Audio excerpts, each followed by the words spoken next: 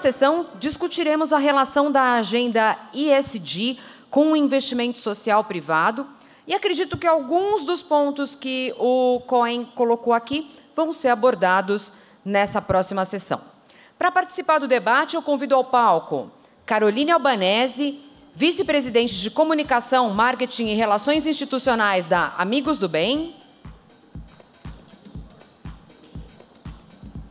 Marcelo Klein, diretor de Gestão de Territórios na Vale SA.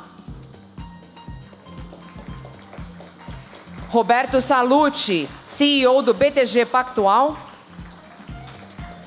E Gibson Trindade, cofundador do Pacto de Promoção da Equidade Racial, que fará a moderação do painel.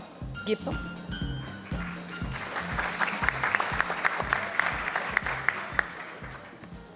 Bom dia a todos. Uma honra estar aqui hoje, a convite do IDES, discutindo uma pauta tão importante quanto a Agenda ESG, atrelada à ousadia.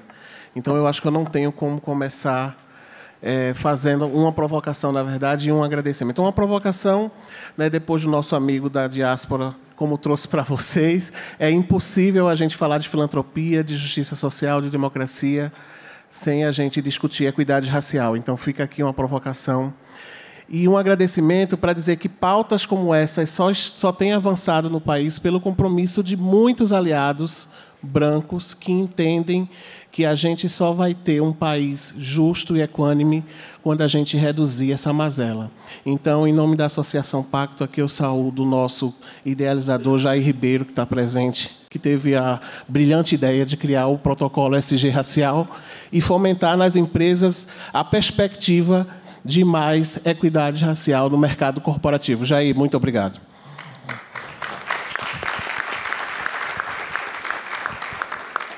Bom, mas como mediador eu não devo falar muito, na verdade eu devo dar oportunidade a vocês. Então eu vou já começar convidando o Roberto a falar um pouco dessa perspectiva e fazendo uma breve apresentação sobre essa atuação na Agenda ESG. Bom, obrigado. Bom dia a todos. É uma honra enorme estar aqui com vocês. Sinceramente, ser convidado para participar deste evento, de um painel como esse, acho que sinaliza que, pelo menos, a gente está na direção correta. Isso me deixa muito feliz. E que nem o Carlos Humberto falou, ali, meados da década passada, começou a chegar as demandas ESG. Sejam elas de investidores, seja de clientes, ou seja ela regulatória. E a gente olhou para aquilo, a gente falou, podemos encarar isso de uma forma burocrática, fazer todo o check the box, e a gente vai passar em qualquer diligência, ou isso aqui pode ser realmente a gente aceitar a provocação, aceitar o desafio e aproveitar essa oportunidade para transformar a instituição, que foi a agenda que a gente resolveu seguir. E isso tem impactos muito bacanas do ponto de vista de imagem, do ponto de vista de atração de talentos, do ponto de vista de engajamento de funcionários, mas, principalmente, isso tem muito impacto na criação de valor para os investidores.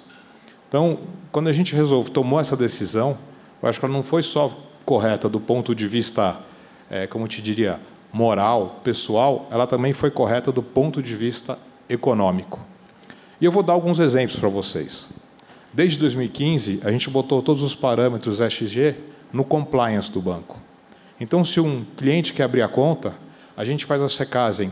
Tem trabalho escravo? Tem dano ambiental? Se tem, você não abre a conta. Alguns anos depois, isso virou regulatório. A gente já estava fazendo. A gente incorporou, em meados da década passada, o nosso time de ESG em todo o comitê de crédito, com o mesmo poder do risco de crédito ou do jurídico. O nosso time de ESG podia bloquear qualquer operação de crédito se ela não tivesse dentro dos critérios. Isso agora também está virando regulatório. Isso acho que nos permite antecipar, porque se você não antecipar, em algum momento isso pode virar uma despesa maior. Só que o mais interessante, eu vou dar 2 exemplos de iniciativas onde isso acabou criando um valor enorme do ponto de vista financeiro. Vira e mexe, quando as pessoas resolvem abraçar a agenda ESG, elas falam, me tira de polêmica. Carvão, não chego nem perto. Agora, será que esse é o approach certo? Ou será que quando chega uma operação de uma venda de uma usina de carvão, se a gente atuar para garantir que o comprador vai respeitar e desmobilizar esse ativo, talvez antes do prazo esperado, não é muito melhor que não fazer nada e deixar esse ativo cair na mão de um investidor que vai trabalhar para que a vida desse ativo fique alongada, tendo muito mais impacto de carbono? Então, a gente resolveu tomar a decisão difícil, de não tomar a decisão fácil de não quero chegar perto. A gente vai avaliar e vai sempre atuar para melhorar o impacto ambiental, melhorar o impacto social, mesmo que isso dê mais trabalho. E teve um exemplo de uma transação envolvendo uma usina de carvão, que foi a primeira vez na história do Brasil, onde negociou-se com o ANEEL a redução do prazo de PPA para que essa usina de carvão fosse descomissionada antes do tempo previsto e com o investidor que se comprometeu a fazer isso e investindo toda a pesquisa e desenvolvimento na captura de carbono. Foi muito melhor do que a gente não ter feito nada e deixado a transação sair para o investidor, que teria alongado o prazo do PPA, como aconteceu em outras transações. Um segundo exemplo para vocês. A gente é o segundo maior gestor de florestas globais, sempre em projetos de floresta comercial. Com esse skill set, a gente viu a demanda dos investidores global e falou, por que a gente não faz um produto de reflorestamento? Vamos comprar áreas degradadas de pasto, vamos fazer metade reflorestamento comercial, só que a gente não vai vender a madeira para combustível, a gente vai vender a madeira para obra, para móveis, onde o carbono está permanentemente estocado.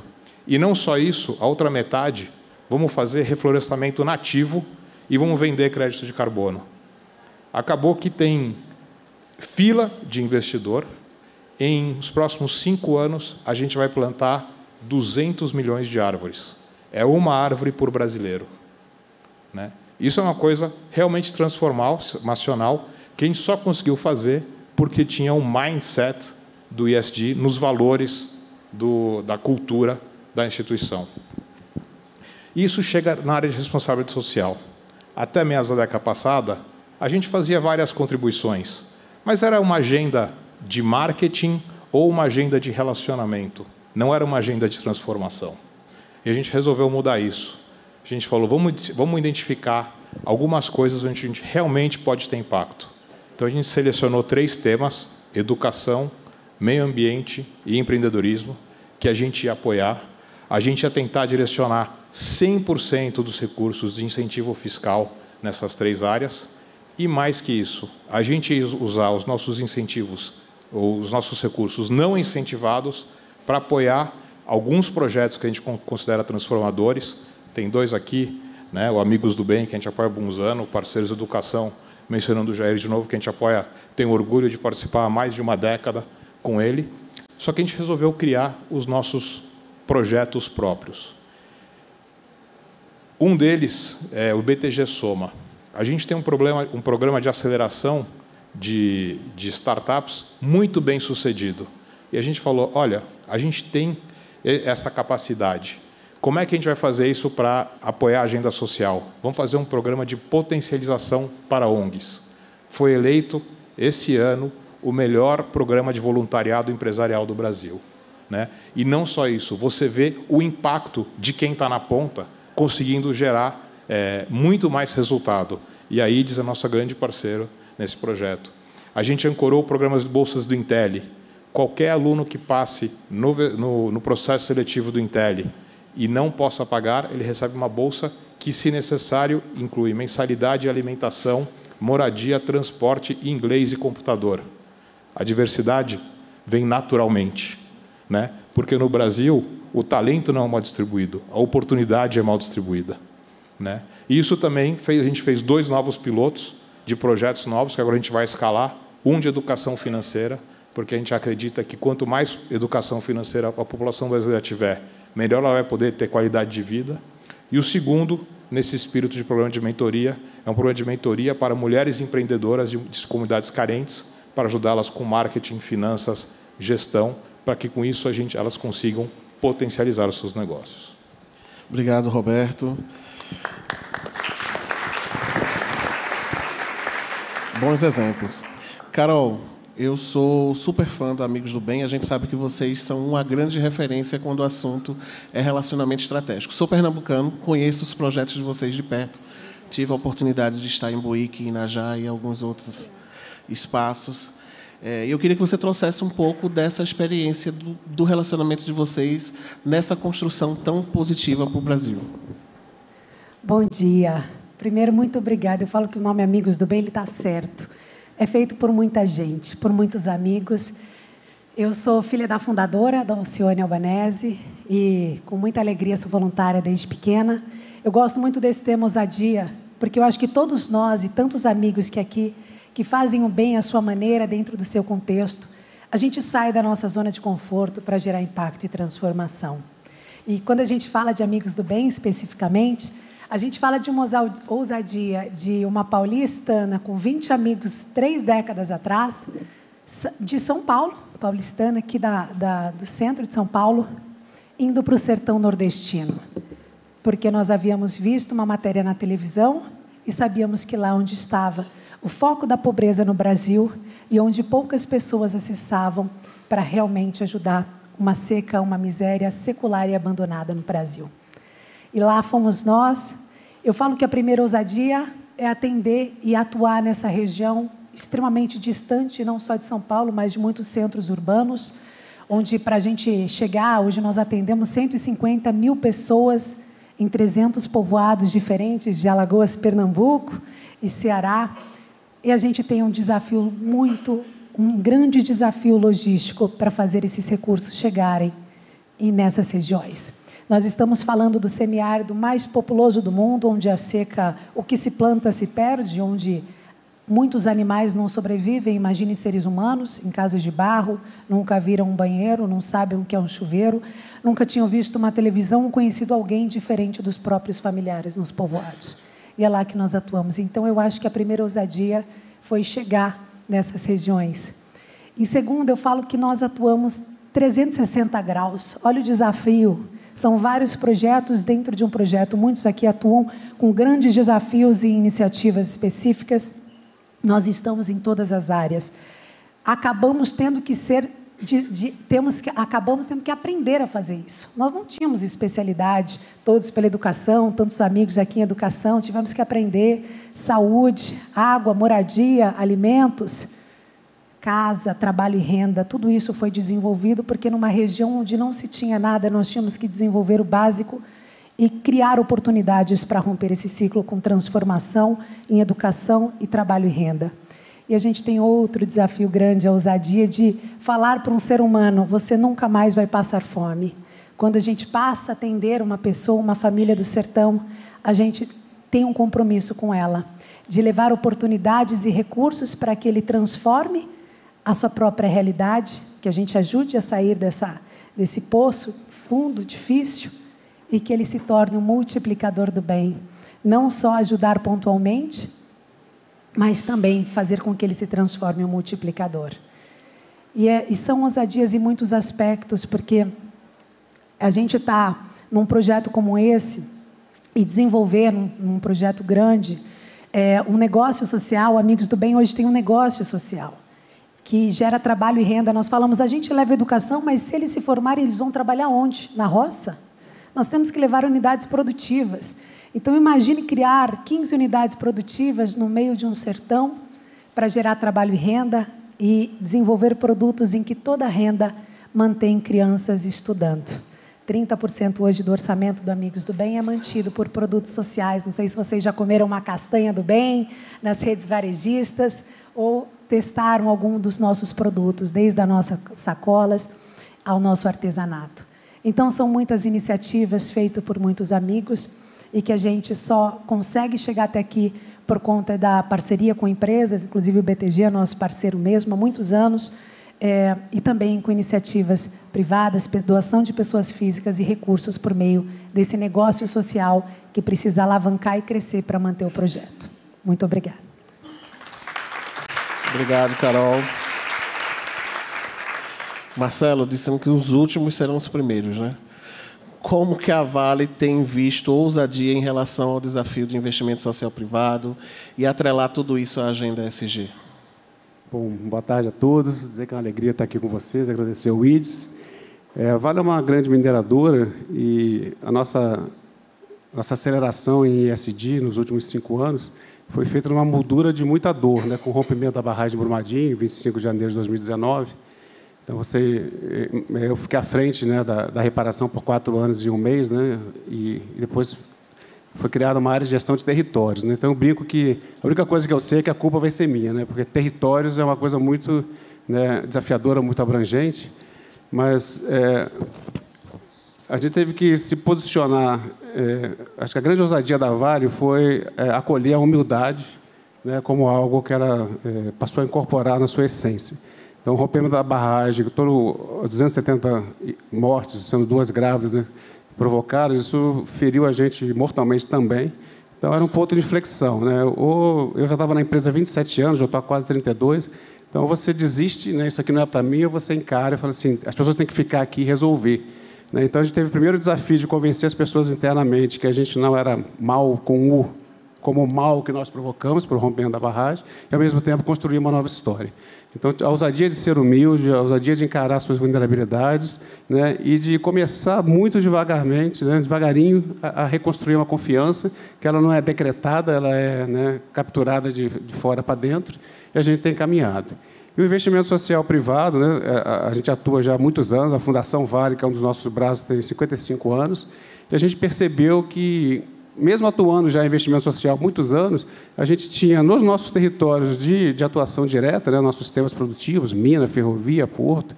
A gente tem 3 grandes sistemas, no norte, no sul, no sudeste, Pará, Maranhão, Minas, Espírito Santo e Rio. Mesmo atuando há muitos anos, a empresa tem 80 anos, a Fundação Vale tem 55, e a gente ainda convivia com pobreza extrema no nosso quintal. Então, a gente via que era uma questão de foco. Apesar de a gente estar tentando atuar, tentando ajudar, fortalecer políticas públicas, tinha uma parcela da população que estava invisível, estava marginalizada. Ela não tinha nem o direito de ter acesso aos programas sociais, às políticas públicas já existentes. Então, nós tivemos também a ousadia de propor o auxílio, né, da retirada de 500 mil pessoas da pobreza até 2030. 2030 é realmente um marco temporal para todo mundo, histórico, né, assim, a perspectiva aí da gente se organizar para fazer muita coisa até lá. E essa meta pública, né, que a gente declarou em Nova York para os investidores, traz em si também muitas ousadias em relação à capacidade de execução e ajustar o plano de voo com o avião voando. A gente não tem as coisas prontas, né, não tem uma metodologia consagrada que vai ser simplesmente implementada. A gente está construindo ela com uma série de parceiros, né, com uma metodologia de Oxford, e ouvindo muita gente aqui no Brasil, né, com essa humildade de perceber que a dor de quem sente, às vezes, é diferente da dor de quem estuda. Então, você tem que equilibrar, né, o melhor da técnica, o melhor do conhecimento, mas o melhor de quem vive, muito mais para um conhecimento tácito de vida, de dificuldade, de sofrimento, do que, efetivamente, uma formação, né, estruturada e formal. Então, juntar esses 2 mundos, né, a acreditação, ou seja, como que a gente vai comprovar que, de fato, a gente está conseguindo fazer isso. Né? Então, a gente dimensionou essa meta da pobreza em 5 dimensões, né? Saúde, educação, renda, infraestrutura e nutrição. A nutrição acabou saindo, né? Foi um spin-off da saúde, tão crítico que é no Brasil a questão de segurança alimentar, que não dá para pensar em saúde e educação se as pessoas não têm realmente o que comer e comer com qualidade. Isso já foi falado aqui hoje. Então, toda essa estruturação, quais são os agentes que violam a capacidade da pessoa sair da pobreza? Então, uma visão multidimensional, né? Todos os assuntos estão interligados e no acompanhamento familiar dessas multidimensões. Então, olhar para a família com atenção especial ao jovem e à criança, né? E ver como ela pode se conectar nessas 5 dimensões, como ela muda de patamar, e a gente vai acompanhar cada uma dessas 500 mil pessoas durante 2 anos, para ter a garantia de que, de fato, elas saem desse círculo de pobreza e estão numa outra condição. E, paralelamente a isso, a gente se posiciona também como as pessoas, às vezes, percebem muito a Vale como uma empresa que provoca impactos pela atuação mineral. Não há dúvida que, né, a extração mineral provoca impactos socioambientais, socioeconômicos, mas também permite uma agenda muito positiva como indutora de desenvolvimento local. Então, isso a gente tem procurado fazer também, cada vez mais com essa escuta ativa, com essa humildade de entender que a gente não tem todas as respostas. Né? Tudo na vara é superlativo, tudo é muito grande. Eu brinco que a gente é um elefante com X nas costas, é um alvo muito fácil de ser atacado, né? E a gente tem que trabalhar muito, né, para que essa percepção seja gerada nas pessoas que são diretamente impactadas. Então, a gente está confiante, está perseverante. Eu acho que a nossa trajetória, com muitos calos, com muitos machucados, tem nos fortalecido, né? E a gente cada vez mais consciente de que ninguém faz nada sozinho, né? Que a nossa atuação tem que ser em rede, tem que ser em parceria, sempre fortalecendo as políticas públicas. Obrigado. Obrigado, Marcelo.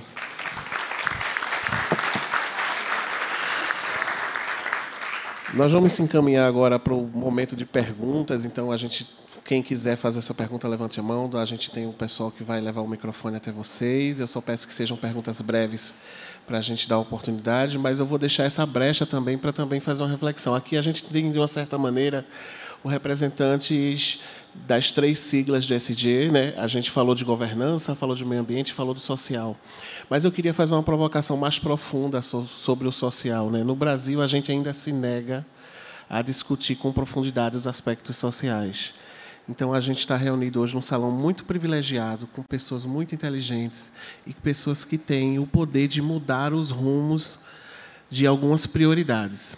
Eu faço aqui um convite para que vocês olhem pelas maiorias, não pelas minorias. Nós somos 56% da população desse país, mas nós ainda não estamos ocupando as posições de liderança nas empresas. Nós somos 56% desse país, mas nós somos a maioria dos índices de evasão escolar, do índice de encarceramento, nós somos os índices mais altos de mortalidade por violência, nós somos maioria também em todos os índices negativos. E isso não está aleatoriamente desvinculado dos aspectos culturais históricos desse país. Então, vocês têm a responsabilidade de mudar esse histórico. Eu espero que nos próximos fóruns, ao invés de a gente estar falando de problema, a gente gaste tempo e energia falando dos avanços, do que é que a gente conquistou a cada ano em relação à mudança dessas agendas tão tenebrosas que a gente ainda perpetua no Brasil. O racismo no Brasil ele existe, ele continua sendo alimentado e nós temos a obrigação de combater essa mazela.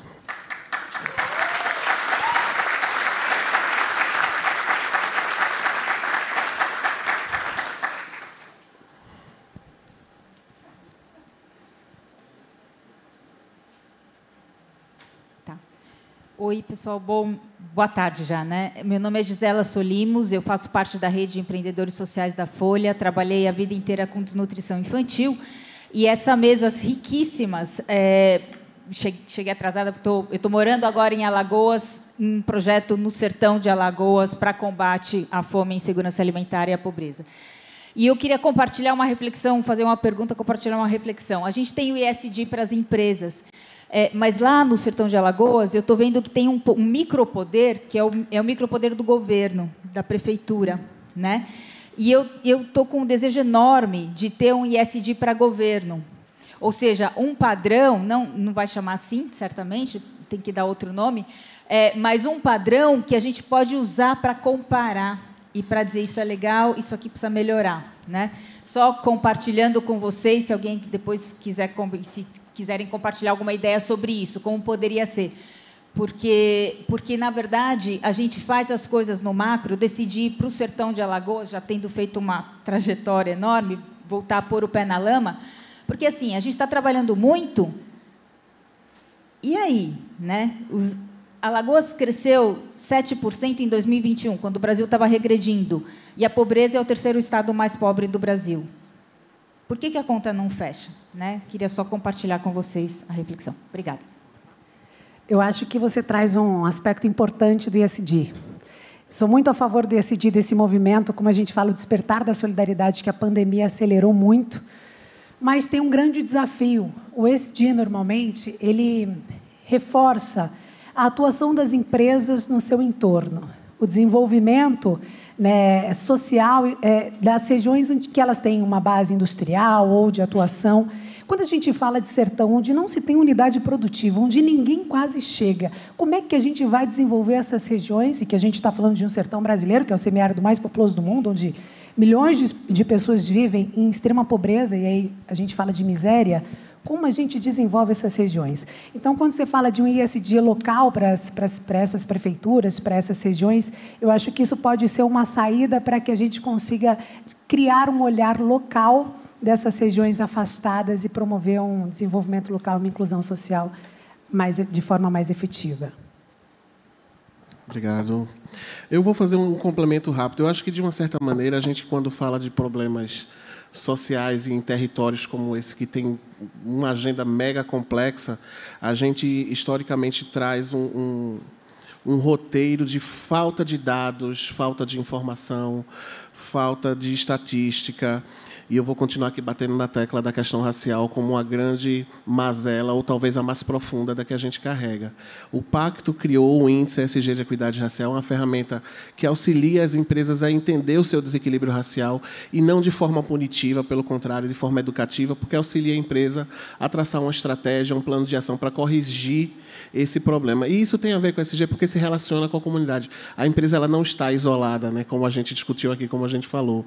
E fazer com que a empresa entenda o quanto ela está desequilibrada nesses aspectos também a provoca a entender o quanto ela está desequilibrada em relação ao seu setor. Então, para isso, a gente também tem um índice por setor da economia, utilizando as classificações do IBGE, porque você, que é da área de mineração, não tem que se comparar com varejo. Varejo não tem que se comparar com saúde e saúde por educação. Então, é importante que vocês saibam que hoje existem ferramentas, existe tecnologia, existem alternativas para auxiliar as empresas na condução desse caminho, que é um caminho de mais igualdade.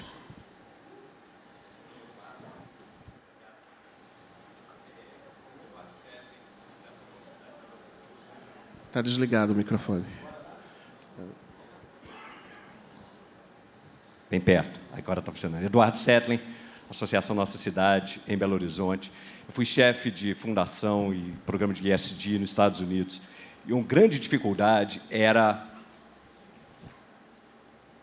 avançar diálogos internos e trazer liderança junto. Eu queria ouvir do Marcelo, nesse novo título, nesse trabalho, como que tem sido essa evolução e como é que tem sido as conversas dentro da Vale, dado não só o que aconteceu, mas um número enorme de represas que existem riscos iminentes o tempo inteiro. Como que a Vale está se transformando e quanto recurso você tem lá dentro para liderar essa conversa? Obrigado. Obrigado pela pergunta. Esse tem sido o nosso desafio, os cabelos brancos aqui são muito por conta disso. O principal posicionamento da Vale tem sido de que a sustentabilidade, essa agenda ESG, deixe de ser um departamento, deixe de ser uma caixinha ou alguém responsável. É uma coisa que a gente precisa permear, e a nossa grande meta interna é que toda a ação e toda decisão que leva a uma ação dentro da empresa tenha os princípios de sustentabilidade como âncora.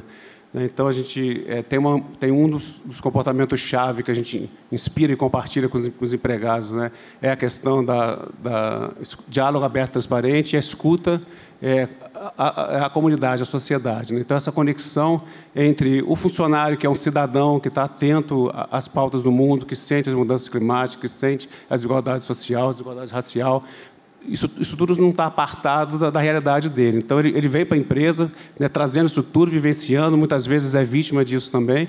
Então, não dá para manter esses mundos desconectados, né? Então, o grande esforço é, de fato, criar esse letramento para que todo mundo compartilhe isso, para que cada funcionário seja um agente, de fato, dessa agenda de transformação, e, a partir daí, uma conexão muito grande com os territórios, né? Eu na empresa já há 32 anos, eu sou engenheiro químico, eu tenho patentes, né, técnicas pela Vale, então eu nunca fui da área social, né, e fui lançado a essa situação no pior momento da empresa, que foi o rompimento da barragem de Brumadinho, né?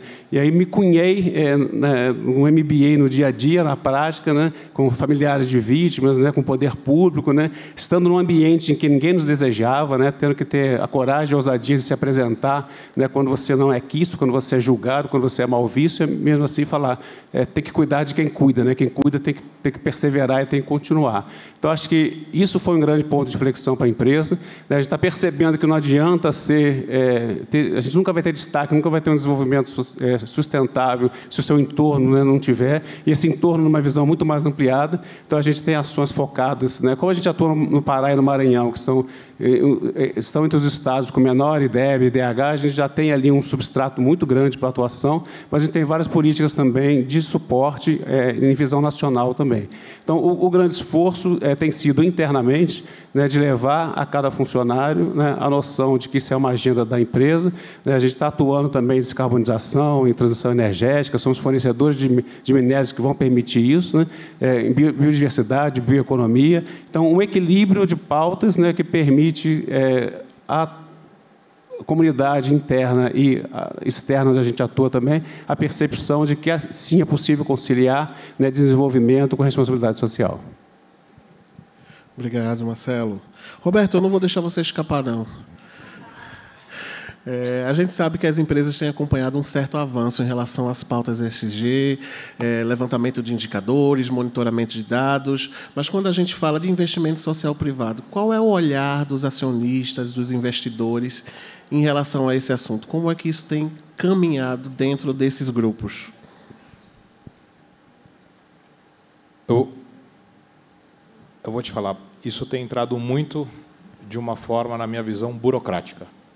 Então, principalmente os investidores europeus, eles vêm aqui com todo o questionário e você tem que estar pronto para responder o questionário.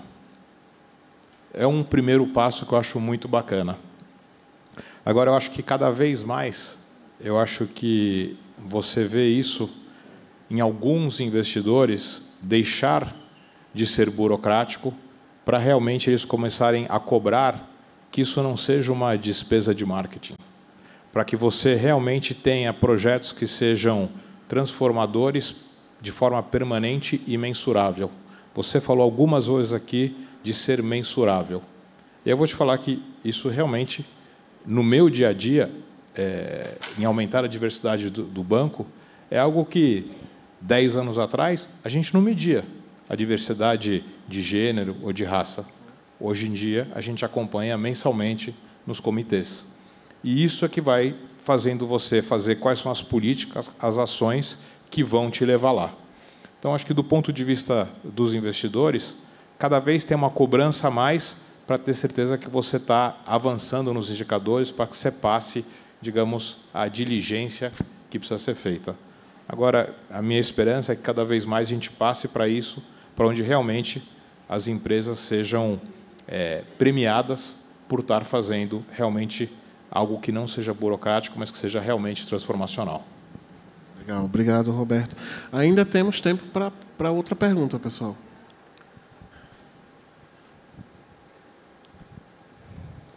Bom dia, né? Ainda boa tarde. Meu nome é Daniela, eu sou consultora, eu tenho um pé na agenda ESG e um pé na agenda de filantropia, e eu não queria perder a oportunidade de ouvir vocês. Recentemente teve um debate aí entre pessoas que trabalham nesse campo, dizendo assim, depois que aquela agenda que antes chamava sustentabilidade, agora chama ESG, ganhou essa força, a filantropia está enfraquecendo nas empresas. Me trouxeram isso. Aí eu disse, poxa, não é isso que eu tenho visto. Eu tenho visto a filantropia ganhar um lugar novo. Tem gente diferente conversando sobre a filantropia e enxergando algo que, às vezes, era departamentalizado e menos importante para a empresa. Então, eu queria saber de vocês sobre essa visão contraditória que está em debate. Assim, na prática de vocês, no momento que a força do mercado financeiro chega com essa agenda socioambiental, chamando ela de ESG, com novos players, CFOs na mesa, enfim, a filantropia ganhou força ou perdeu força? Ganhou mais recursos ou disputou recursos? Porque tem gente que fala, não, mas agora ele percebeu que ele tem que investir na diversidade, ele tem que investir naquilo, ele tem que investir no ambiente, ele tem que investir... E o dinheiro está disputado agora e agora sobrou menos para a filantropia. E tem gente que fala diferente. Eu queria saber, na prática de vocês, se mudou o status para melhor ou para pior da filantropia no sentido da agenda estratégica das companhias. Já que você não falou que não ia deixar eu escapar, pela nossa experiência, é o contrário. A gente vê, a cada ano, o engajamento de colaboradores participando de alguma atividade nossa aumentar. E a gente começa também a saber se comunicar melhor com os nossos colaboradores, né? E eu sempre gosto de brincar que todo mundo acha que só pode contribuir com dinheiro. Contribuir com dinheiro é o mais fácil. O mais difícil é contribuir com o trabalho, né? E a gente sempre convida as pessoas que talvez não tenha naquele momento a disponibilidade de recursos, ele pode contribuir com o trabalho. E um pouco mais para frente na vida, quando você tem experiência, tem conhecimento, contribua também com o seu conhecimento. Então, a gente encoraja muito a nossa equipe a estar sempre contribuindo da maneira que pode, seja com recursos, seja com trabalho, seja conhecimento.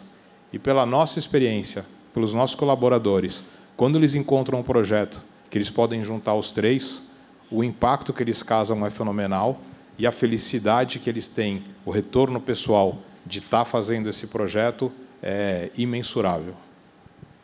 Obrigado. Tem mais um colega aqui para a gente encerrar a rodada de perguntas. Tudo bem?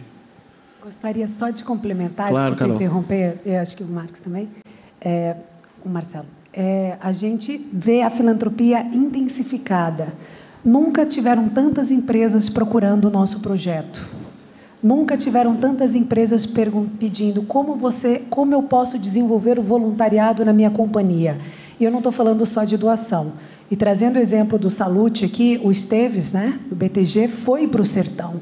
Então, eu acho que isso é uma coisa muito importante, as empresas não estarem... E a gente está agora programando uma viagem com colaboradores, junto com o Salute e a equipe.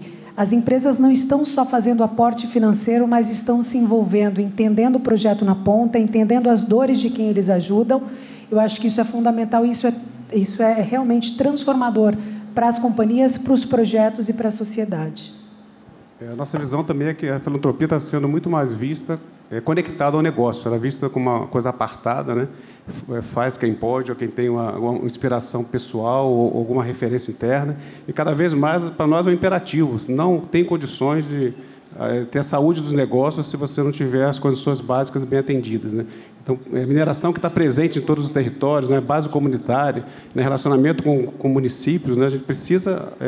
ser atuante, né, no fortalecimento de política pública e no ataque a essas grandes fragilidades e vulnerabilidades, né, sob pena de não ter a perpetuidade do negócio. Então, acho que nunca a filantropia esteve tão conectada à lógica e aos imperativos de negócio como hoje.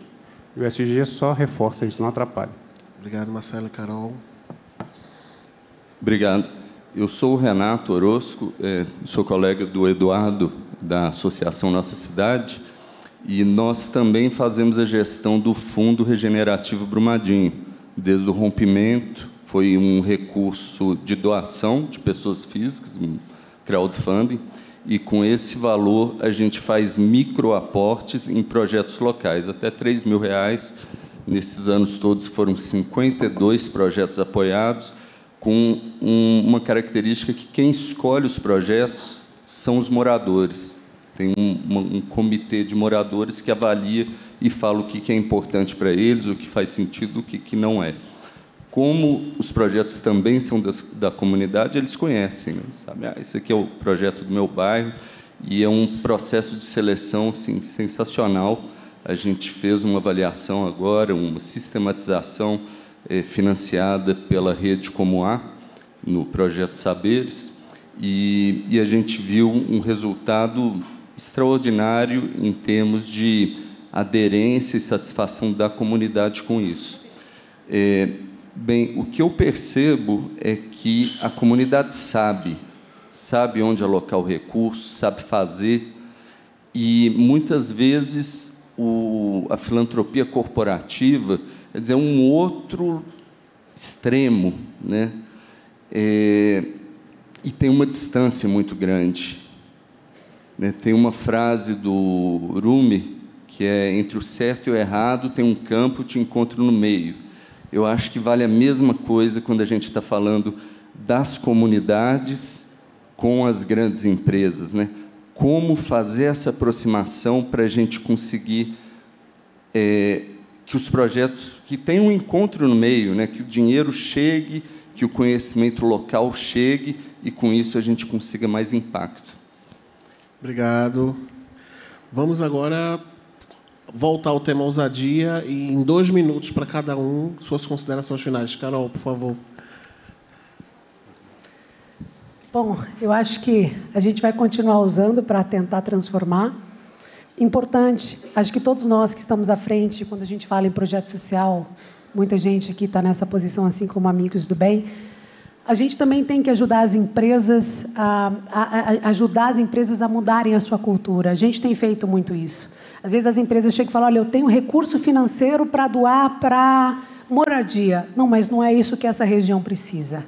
Nesse momento eles estão passando fome, ou nesse momento a gente precisa desenvolver geração de renda, levar água. Então, acho que nós, como projetos sociais, a gente faz muito isso como amigos do bem, falar, olha, você quer ajudar ou você quer colocar isso num relatório? Se você quer ajudar, a gente vai estar juntos. Então, isso também é um papel muito importante de todos nós do terceiro setor, da gente que está desse lado na ação direta. Mensuração é fundamental. Mensuração, auditoria, transparência. A gente também é responsável por mudar uma cultura que vem de terceiro setor é sério? Será que meu recurso está indo para a ponta? Então, a gente também tem que se monitorar e fazer uma gestão interna de transformar a nossa ação, o nosso amor que a gente tem, que tudo nasce disso, quando a gente fala em terceiro setor, em resultado, em transformação e transparência. E eu tenho certeza que juntos a gente vai promover uma transformação efetiva, olhando de forma inovadora em como a gente consegue realmente transformar e como a gente consegue trabalhar da melhor forma com resultados efetivos. Obrigado, Carol. Marcelo? É só reforçar essa questão do multidimensional. A gente, cada vez mais, entender que a gente precisa trabalhar com métricas.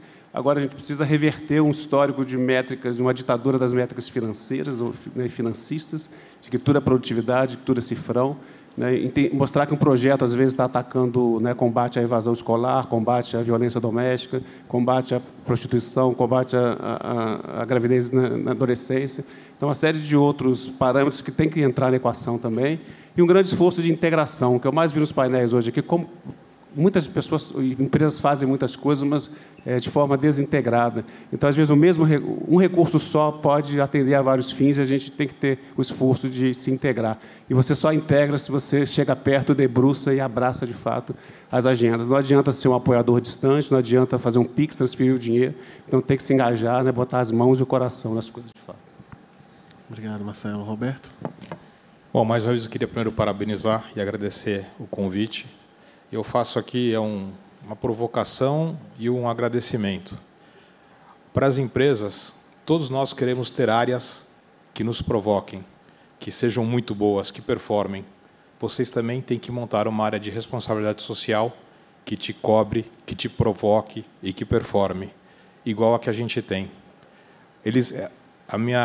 Meu time vem com um projeto maluco, semana sim, semana não. Isso não tem problema. Alguns não vão dar para fazer. Agora, os que você consegue fazer vão te deixar muito orgulhoso.